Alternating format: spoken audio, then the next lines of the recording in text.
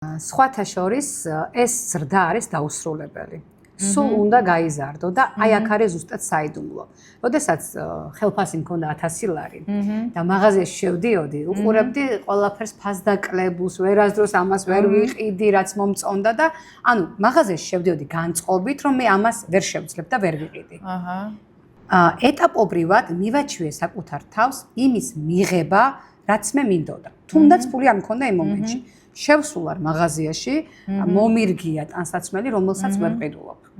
უბრალოდ მოვირგე და აი როგორ ვგრძნობ მე ამაში თავს. იგზენი ხარისხი. აი რა განსხვავებაა, ვთქვათ 100 ლარიან ქურთუქსა და 1000 ლარიან ქურთუქს შორის, რატო ღირს?